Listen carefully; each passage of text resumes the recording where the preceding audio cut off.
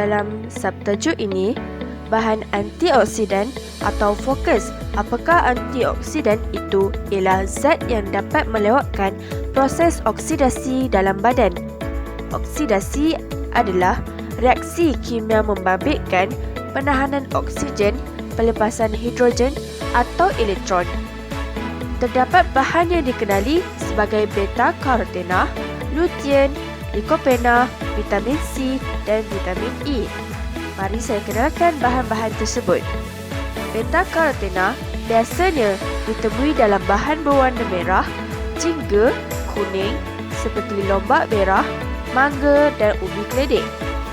Lutein pula banyak dalam sayur-sayuran berdaun hijau seperti bayam, kobis, brokoli. Di samping menyihatkan mata.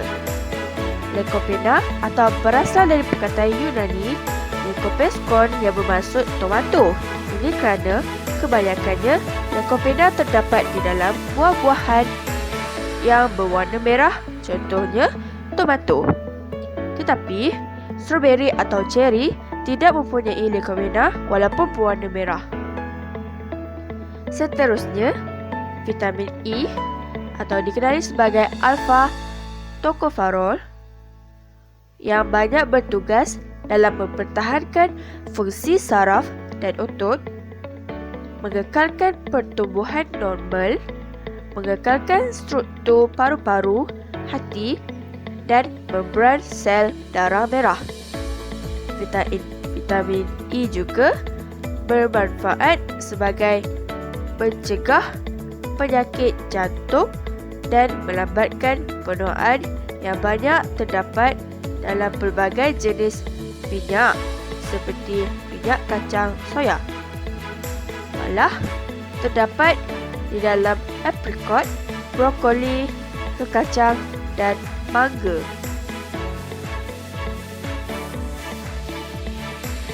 Akhir sekali, vitamin C juga dikenali sebagai asid ascorbic.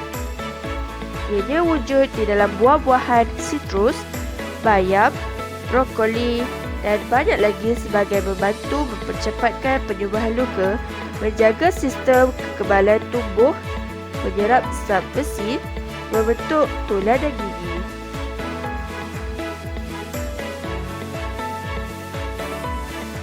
Seterusnya, tindakan bahan antioksidan terhadap radikal bebas. Bahan antioksidan dapat membantu untuk mencegah kesan negatif akibat radikal bebas. Radikal bebas di dalam badan kita pula dihasilkan daripada proses pengoksidaan. Bagaimanakah bahan antioksidan bertindak balas terhadap radikal bebas? Bahan antioksidan bertindak balas terhadap radikal bebas dengan mendermakan elektronnya kepada radikal bebas untuk menghentikan proses pengoksidaan dan menstabilkan radikal bebas yang kekurangan elektron. Oleh sebab itu, radikal bebas di dalam badan kita akan berkurang dan tidak mampu untuk menyerang sel lain bagi mendapatkan elektron. Akhir sekali, apabila wujud keseimbangan antara bahan antioksidan dan radikal bebas, maka kesihatan kita akan menjadi lebih baik.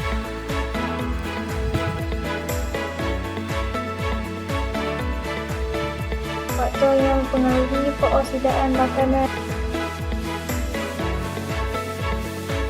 Faktor yang mempengaruhi peroksidaan makanan berlaku kepada makanan yang terdedah kepada udara dan menyebabkan buah-buahan menjadi perang apabila dibiarkan terdedah kepada udara. Untuk melihat perubahan yang berlaku, mari kita lakukan eksperimen. Saya akan tunjukkan eksperimen tentang bagaimanakah peroksidaan makanan dilambatkan. Tujuan eksperimen ini adalah untuk mengkaji kesan jenis larutan yang berbeza terhadap peroksidaan buah apel. Hipotesis eksperimen ini ialah Larutan yang mengandungi bahan antioksidan dapat melambatkan proses pengoksidaan buah apel. Bahan yang diperlukan adalah buah apel, larutan gula, jus limau dan larutan garam. Dalam bekas yang pertama adalah larutan gula, bekas kedua jus limau, bekas ketiga larutan garam dan lagi satu bekas sebagai kawalan. Lepas itu, potong sebiji apel kepada 4 irisan apel. 3 irisan apel dimasukkan ke dalam larutan dan satu lagi irisan apel diletakkan ke dalam bekas. Kemudian, biarkan irisan apel selama 15 minit. Selepas 15 minit, perhatikan perubahan irisan apel tersebut. Adakah hipotesis ini diterima? Hipotesis diterima kerana proses pengoksidaan buah apel mengandungi bahan antioksidan yang dapat melambatkan proses pengoksidaan tersebut.